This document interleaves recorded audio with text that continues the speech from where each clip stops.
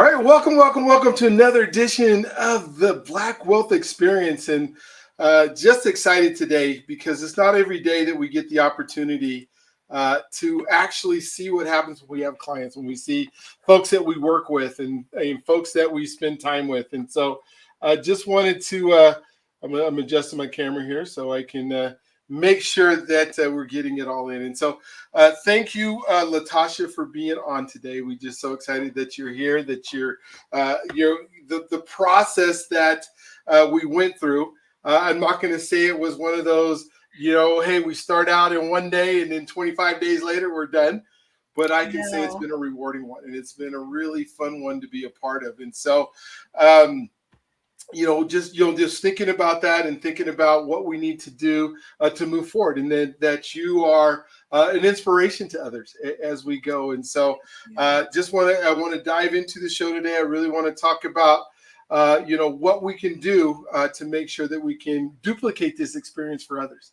And so maybe you can just kind of start out like where you grew up, what your environment was like, how this whole thing process, because I think people are really going to want to know, what did Latasha do that I'm not Ooh, doing in order to get to where you're at now? So thank you again for being on. And thank you for I'll let having you take it me. from here. You're absolutely right. Go ahead. I I'm originally from Panama City, Florida, a small town down south, and grew up. My both of my grandparents lived on the same block. Um, so it was really small, and I was born to teenagers. My mother was 17. I think my dad was 16. They were really young, so my grandparents really stepped in to raise me. So I really got a foundation of unconditional love, and my grandparents really taught me how to love. And so they really stepped in and kind of taught me, about God, scriptures, and just how to be, and really gave me that sense of family and that security. So um, that's where I'm from. At 10 years old, my mother moved us out here to Colorado. So it was a big change. We Gosh, it was just a culture shock because we had, where I'm from is just black and white. Mm-hmm. Okay, so but I got a chance to see the melting pot, different people, different cultures. So Colorado is really home. I've been here since I was 10 years old. I'm now 44. So in a sense, this is most of what I know. Mm-hmm. I grew up in the projects off of 25th and Arapahoe. We lived in low income housing. My mother struggled for a while. We were in the system. My mother was on welfare, and eventually there were some programs that came about. So my mother decided to go back to school. So she did become a CNA, Okay. and that was like big money to us. Mm-hmm. Being able to get paid twice, every 2 weeks, as opposed to getting a little piece of money on the first of the month. So we got a chance to start seeing some things. But my mother went back to school to become she became a CNA. Um, and we really struggled. She ended up having my little brother. And although it was more money, it wasn't a lot of money. So we still ended up living very poorly. And I really didn't know how poor we were until I went to school with some other kids and got a chance to go on field trips and, got a chance to be exposed to different activities and things like that. But my mother struggled. We never owned. We were always bouncing around because my mother became addicted to drugs. Okay. So as you can imagine, that just ripped our world. Even though we were already in poverty, that just really took us to another level. Mm-hmm. Experiencing homelessness, eventually losing the apartment we did have in the project. So my childhood, when we moved out here, being removed from my grandparents, we really lived in an unstable environment, as you can imagine. And so I always thought ownership was for other people. I mean, because when you're living that type of life, you're just trying to survive and you have no idea what thriving is until you experience that or you see that through somebody else. So, thank God around that time I was in after school programs. I was a fairly smart kid, but due to being unstable, I really had a hard time focusing on my studies and things like that. So eventually, due to being homeless, I ended up getting a GED around the time of, around the time I was supposed to be in high school. Mm, So I had to go get a GED because I realized, listen, this is how it's going to be. And the relationship with my mother at the time wasn't the best. And I don't think I was the easiest child to deal with because I'm so opinionated. But I ended up realizing, if you want more stability, you're going to have to go out and get it. So I decided not to go to high school, but to go get a GED. And then I started taking college courses around that time. okay. So in a sense, that's what my early years look like. Gotcha. Now, did you like when did you start working then and start supporting the family, or what? How did that? What happened Had during that time? had to. I Okay. mean, the city and county of Denver always have had some type of program for kids like me to be able to work. So through that work, you're able to go through the process of applying for a job, have maybe having to interview, being able to earn your little money, and being able to learn different skill sets to be able to become employed Hmm. later on in life. So I've always been in some type of program, trying to learn a skill set, trying to better my life because I always knew from an early age I didn't want to struggle and live hand to mouth the way Hmm. my elders did. So I've Got, always wanted something different. gotcha. Now, we just fast forward till you decide that you know I'm doing okay, but I'm not doing what I want to do. Ownership is something. What made you start thinking that ownership was possible, and then kind of walk us through the process in your mind of what that shift had to be to realize it could happen. Well, I was exposed during the my earlier years when I was in after school programs. They would take us to their home. We would have lunch and things like that. But I got a chance to see how other people live. But I'm just going to be candid, they were white folks. So that life wasn't for me. But as I got older, I got a chance to see educated Black people. And then, my best friend, I met her when I was about 15, 16. And her mother was single, but she owned her own home, Mhm. and it was just a totally different world, and it blew my mind. I mean, they would sit around the table and have dinner and talk about their day and drink milk, and I'm like, wait a minute, no Kool-Aid. Everybody is in the house, not, they're not in different areas of the house. Yeah. But as a single mother, she made it look easy, even though it wasn't. But she owned her home. She had a stable environment for her kids. And around that time, I began to think, maybe, not everybody lived the way, not everybody lives the way that we live. So Hmm.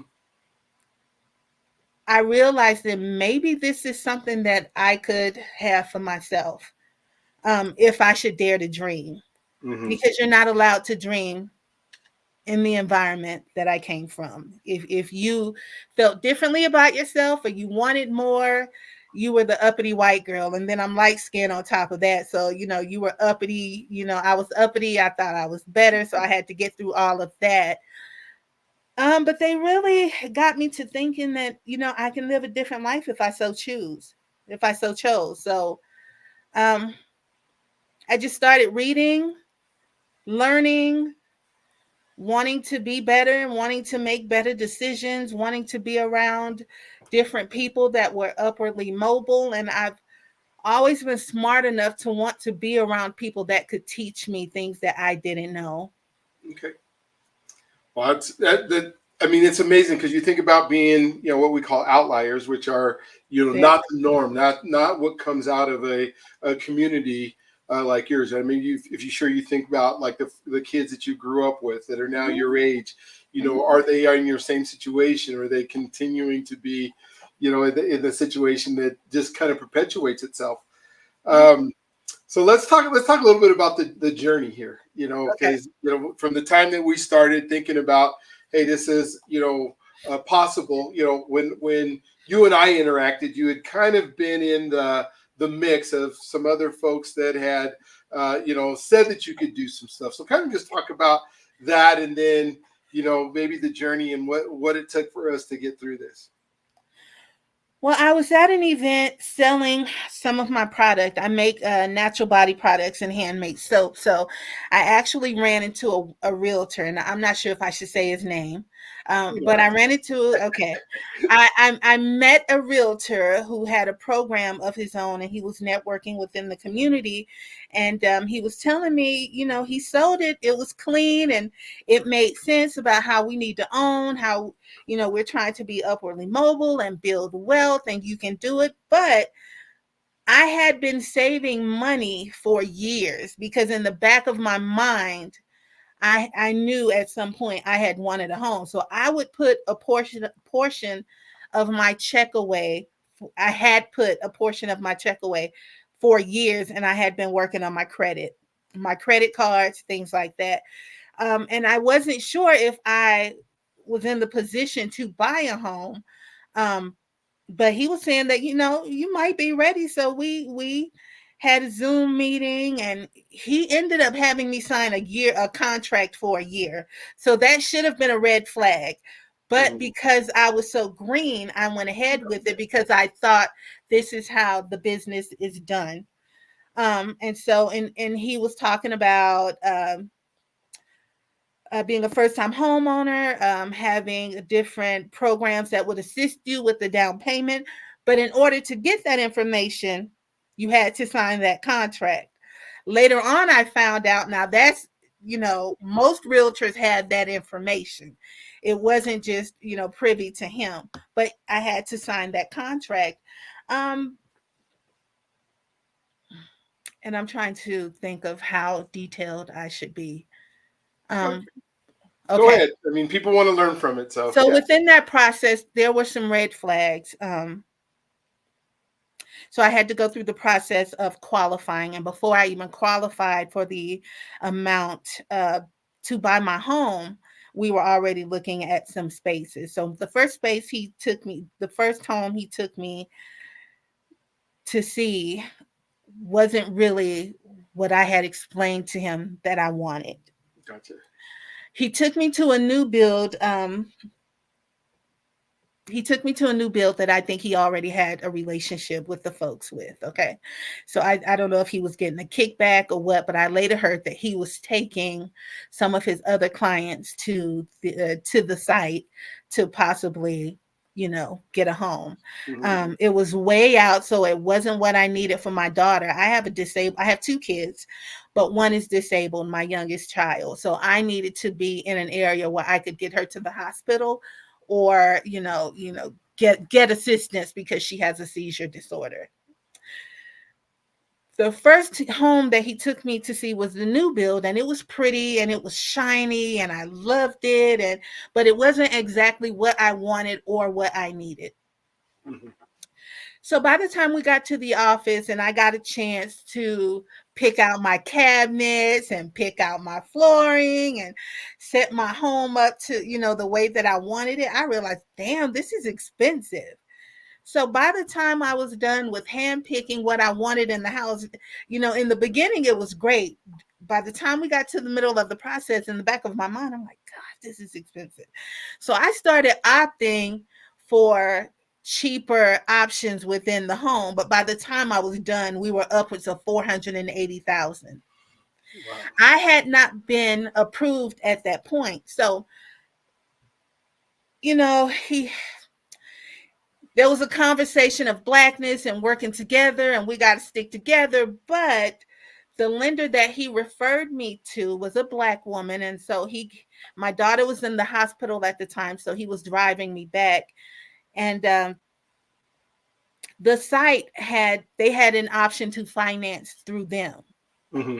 and so they were offering concessions. So along, while we were driving back to the hospital, he was pretty much explaining to me that it might be better to go through with the financing through the site. Hmm. And then he was telling me, well, so and so will understand. She'll understand. I'm like, wait a minute. I thought it was black business. I thought we were working together. And he was like, she'll understand. I'll just let her know that we're going to go a different route. So that was the second red flag. Hmm. The third red flag was I had qualified, but I didn't qualify for the amount that he thought I was going to qualify for. And so he told me what to do. So what you want to do is you want to claim less, claim what do you say? Claim less exemptions, and then you're going to pay more taxes, but you'll qualify for more. And I'm thinking, well, I don't want to pay for more taxes or more house. Mm. Um, and so I gave him a budget of what I wanted for my home, but he had given me a call and it was kind of disrespectful. And he said, "Well, I'm trying to figure out how you didn't qualify for 400 and 70,000." I said, "Well, you know what? Given the economy, given what's going on, the interest rates, I'm not sure I want to pay that much for a house." And around that time, I was thinking maybe I'll look around 380 and see what I can find. And so he pretty much spent that time talking down to me and not talking to me. Mm. And I had a conversation with a girlfriend and she was saying, "You know what? He works for you. He works for you. So he's not supposed to call you and talk down." And so, being a first time homeowner, him, my realtor, and the lender that I was supposed to work with, I felt like I didn't get the education or the support I needed being a new homeowner. He spoke at me, and it was almost like a situation where he was ushering me into where he thought I should be. Now, Mhm. had I taken that home, it would have been far too much house, far too much money, and I didn't like the area. It was an up and coming area, but it was so far out of from my daughter's school and me being able to get her to the hospital and her appointments, because that consumes my life, taking care of her. um I told him what I wanted to spend. My fourth red flags, he sent me a list of options that were crappy. Mm. And I'm thinking, around that time I was living in Section 8. And I'm like, listen, I don't want to leave Section 8 to move into something that is marginally better. And then I'm paying a mortgage on top of that. One of the homes that he sent me, it was infested with roaches. Oh no. Okay. Yes, yes. And I was talking to him on the phone. I said, "Wow, are these my options?" He said, "Yeah, that's what I've been telling you." Wow. Okay. Because that was his way, I think, of trying to force me to do what he wanted me to do to qualify for more. Now, Gotcha. I'm in the community. I meet a lot of women, and I've heard stories of other women working with this particular realtor that were not happy and are not happy. Um, a friend of mine, Carolyn Terrell, we were talking on the phone. I was kind of explaining to her what I was going through, and she referred me to you. Mhm. And so, as a new customer or someone who was looking to buy a home, I had to go through the process of thinking, okay, how do I fire my realtor? It's awkward, it's uncomfortable. But I ended up doing it through, you know, firing him through text. So that was a whole nother issue. He wasn't happy about that, but I realized, this isn't the person for me. And I Mhm. ended up letting the lender go as well because I just saw them as a set. And I Mhm. felt like even when trying to speak to her, I wasn't getting the support and the information I needed as a new homeowner. Um, so it's definitely been a process. And then I got a chance to have a conversation with you. And, you know, it was very clear that I needed to let my lender and my realtor go. Gotcha. So the rest is history. This is history. Well, and I'm glad you set that up because, and I don't want to pretend like that it was so easy when I jumped in. Like we just everything was as smooth as it could be, and we could, It but it was a wasn't. process, and we talked and we communicated, and so It maybe. wasn't. But you made it easy. Mhm. You invited me to your home. We sat down. You broke it down A to Z. This is what you can expect. This is what you're going to go through. This is what it looks like. And so, because you gave me that information, I was ready as I could be to start setting things up. So when it was time for the inspection, I had the money, cut the check, and we were able to get through it. So it wasn't an easy process, but as someone who was looking to buy a home for the first time, I knew what to expect, and then I had you. You were available to me throughout the entire process. but I never felt like you spoke down to me. It was always educational. It was always, this is what we're going to do. It was always, okay, let me go look at these numbers and get back to you. You made it, you were a breath of fresh air after what I had gone through, because Mhm. at that point I had a sense of stress, and I really started to carry it on my shoulders because, and I'm glad the journey is what it was, because had I stuck with my initial realtor, I think I would have jumped into something not knowing, because he was able to sell it to me. Yeah. And that's one thing that I wanted to make sure that we did is even if it took longer to do, that we found the right place and the right, for you to be able to enjoy and be happy about it and not Oh go, I yeah. regret doing this. And so, And I think it's just, it went the way it was supposed to go, because after I met with you, after, we got a chance to sit down and talk, and I kind of got that brief education on what to expect, you introduced me to my realtor, my girl, Janice Taylor. mhm, I met with Janice. We sat down face to face. It was never just on the phone in passing. We sat down, had a conversation. I got a chance to explain my history, what I wanted to do, where I was coming from. And she explained to me her position, where she had come from, and that she understood, being a single mother, how hard it was. mhm, And Janice, what she said to me was, I'm going to be a champion for you, and I'm going to fight for you and find you something for you and your family. And I knew she was the one. mhm. And Yeah. even at that point, she didn't require me to sign anything. I didn't sign anything with Yeah. Janice until we started looking at the first home, and we were really ready to make an offer. Yeah. Which is so important. And people think, like you said, the realtor works for you, the lender works for you. Our job is to make you, find the house and the process that you want. This isn't about competition. If I can't find you the right, if I can't do it, then I'm going to find you the right person who can. And I think Janice feels the same way. So it's neat that you were able to find that, and to have us be able to help you. Let's talk a little bit about down payment assistance, because I know that is something that we utilize. It's something that we were able to find. How did we get move forward with the Metro DPA program? I know you had to do some legwork, and it all worked out. But you had two different programs, and so maybe talk a little bit about those programs. Can I go back just for a sec to talk Of about course, yeah, Janice? yes, please. And I have to give her just due very briefly. Janice is smart, patient, strong,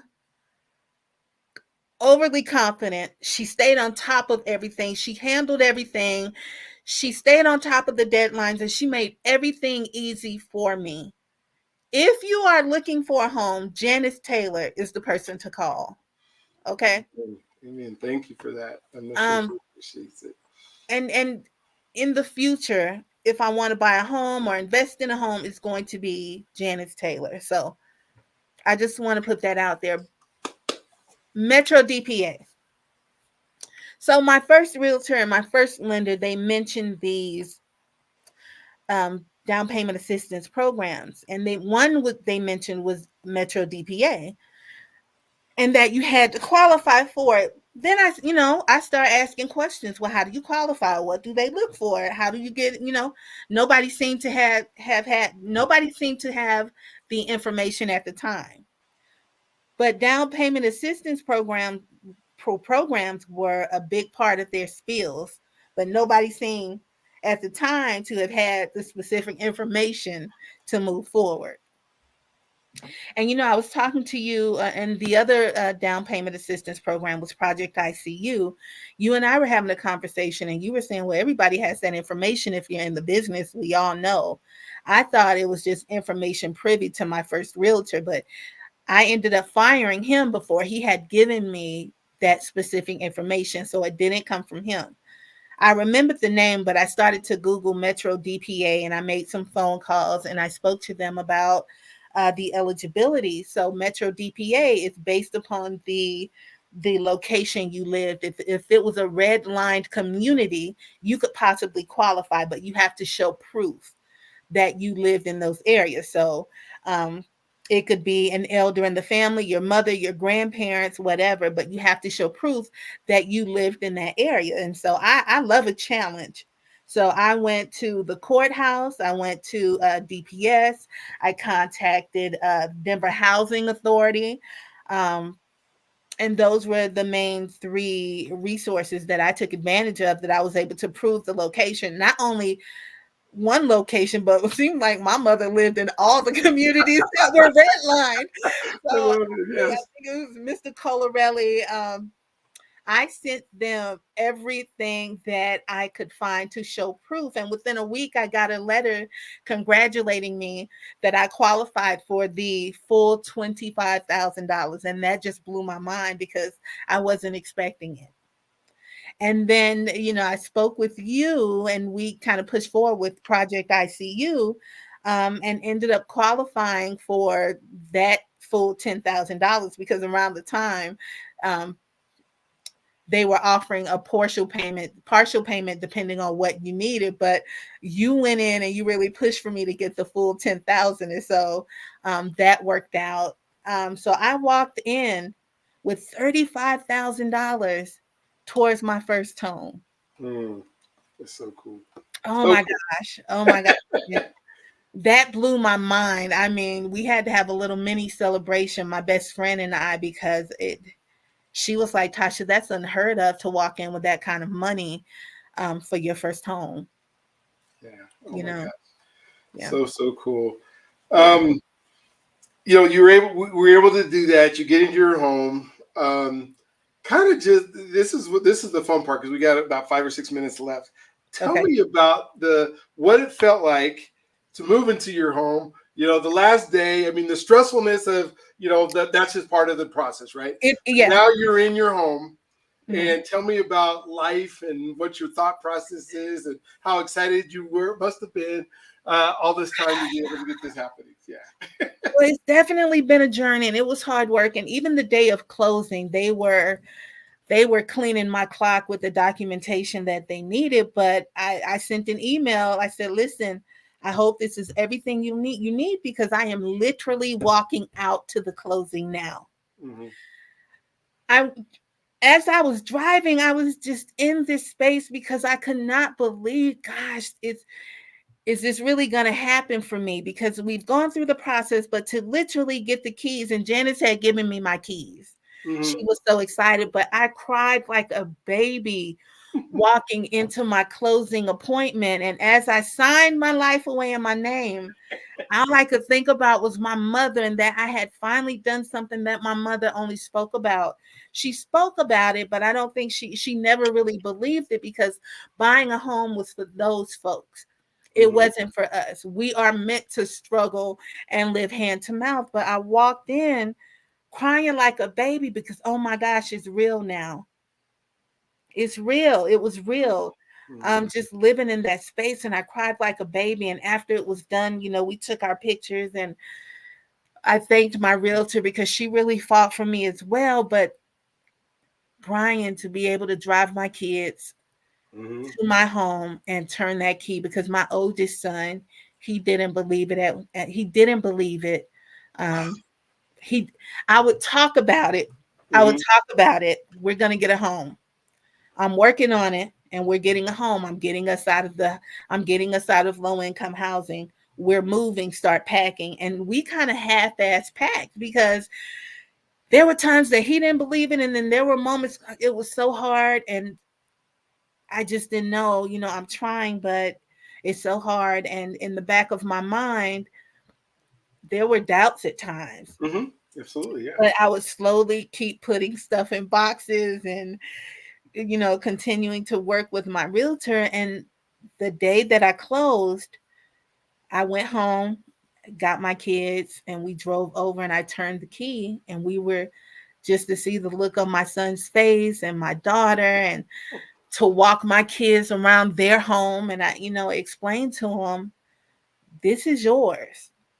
Nobody can come in here and tell us what to do. This is yours. Now you get to go pick out which room you want. Oh my gosh. Oh, so My cool. son, my son said, Mom, I'm proud of you because honestly, I didn't think it was going to happen. I didn't think it was going to happen. And, you know, and it almost hurt my feelings. But the reality of it is that's the same energy that I got from my mother, Mm-hmm.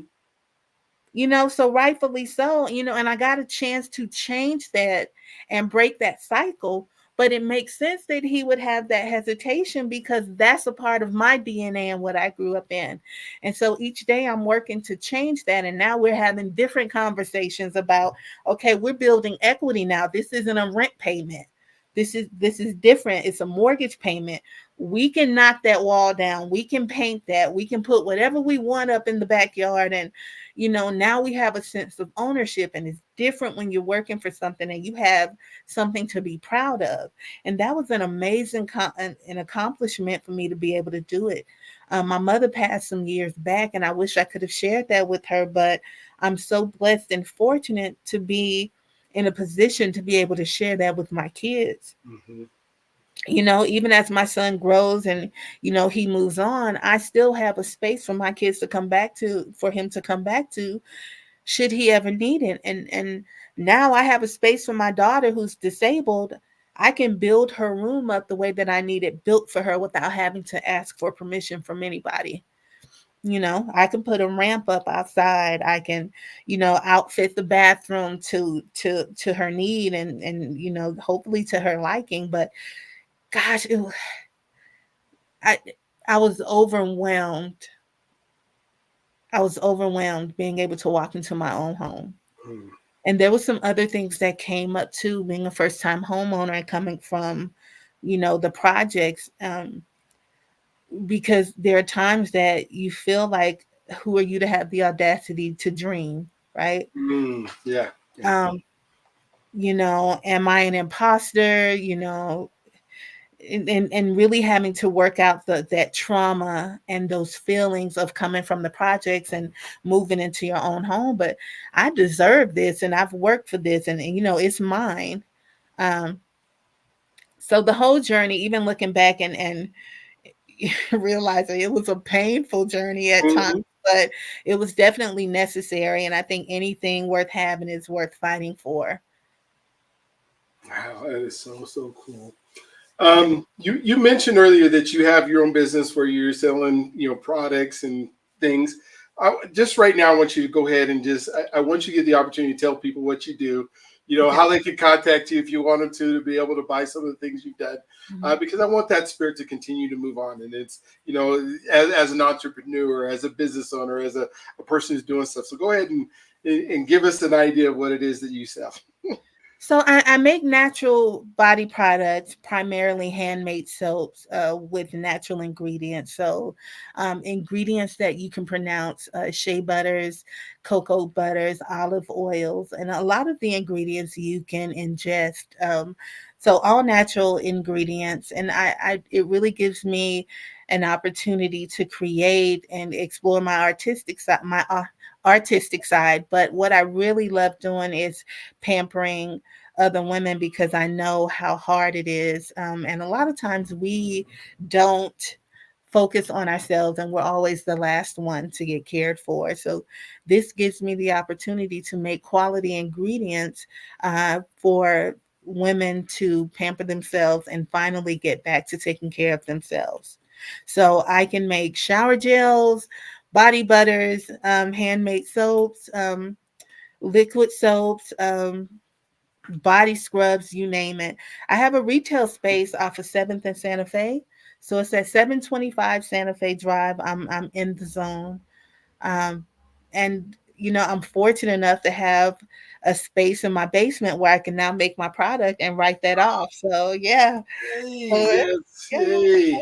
I love yeah, it. I love it. yeah. That is so cool. You know, I know we're at the time, but just, you know, I wanted to just say how proud I am of you, how exciting it is. I think we're in the first chapter. You Yeah. know, when I think of, you know, investments and that kind of stuff and what's available, and Mhm. you know, one of the other realtors that I work all the time just bought a whole. He's a developer. He bought a whole bunch of lots in Tennessee, so we're going to Okay. look at, you know, maybe some investing in there, and you know, and just the viewpoint from your son. You know, I love to see just him saying, well, it's all possible now. for Yeah. where he didn't see what was possible before that he Yeah. does now. And so I just thank you for being honored. Thank you for going through the process, because you're going to help, not only just the community here, but, as far reaching as, other folks that are going, whether it's other Black women or just other women in general, or just folks that say, I'm stuck. I know you mentioned earlier how you just saved, just a little bit at a time, which is huge, to just say, because you didn't know when that was going to come to fruition, only that it was something that was necessary to do, right? It was Thank just, God. And I got that 35,000, but when it was time for the inspection, Janice was so impressed. But when it was time for the inspection, I had the appraisal, and then we had to make some smaller. I had to have a handyman come in and do some work on the house, and so I was able to cover that. And I even had a structural engineer take a look at the foundation of the house. So I think, I sleep easy at night knowing that I think we did everything we needed to do to get into a safe home. And thank God that I had the money to do what I needed to do, but it was the saving. mm-hmm. I'm so grateful I had it. I love it. Well, again, as we end the show, I say this to everybody every time I do the show: is one that you can do this, and if Latasha can do it, and she can go through what she did, you can do it. And so, whether it's you contacting me or figure out how to contact her, and asking questions if you're worried, if you want to plan, let's help you put that together. The other part, one of the things you said is you deserve this. And I absolutely believe you deserve this. Does everybody else who lives in this country, and wherever you came from, and if you're part of African American heritage, where this country was built on the backs of our ancestors, or you're just whatever, this country allows you to be able to do that. And the last thing is, let folks help you. She kind of told a story of some folks that didn't do a good job, but just remember, they work and I work, and the folks that are work for you. And so find the synergy that works best for you, and then latch on and let somebody help you, because that's what we do. We're here to help you to get it done and do it. And so hopefully you'll come on again as we do some more stuff together. We'll have another podcast together. We'll talk about other things together. Yes. Do you have Well, any closing thoughts that you would love to share with anybody? well, the first thing is I look forward to working with you, and I wanted you to know that you're not going to be able to get rid of me anytime soon. This is a long working relationship we're going to have, and eventually I'm going to want to invest and refi, and I want to create a trust in my daughter's name. So I believe you can help me with that.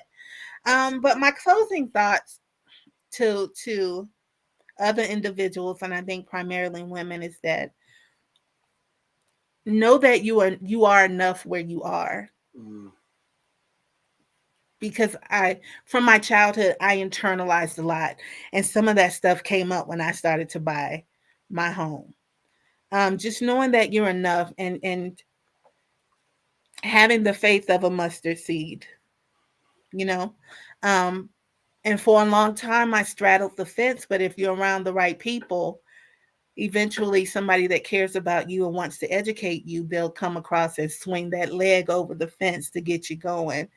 Um, Sit down, come up with a plan, get around the right people to educate you and to be honest with you, to give you a game plan as to what it is you need to do to get started, and know that it can happen. And trust me, I'm from the projects. My mother was addicted to drugs.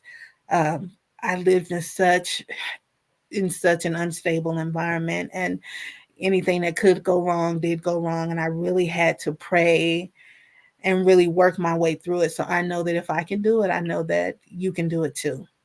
So good luck to you guys. all right. Thank you so much. And thank you for being a part of another episode of the Black Thank Wealth you. Experience podcast. I look forward to seeing you on the next one. You have a wonderful, amazing, awesome day today. You And too. we will talk with you soon. Thanks, Brian. Bye bye. Bye bye.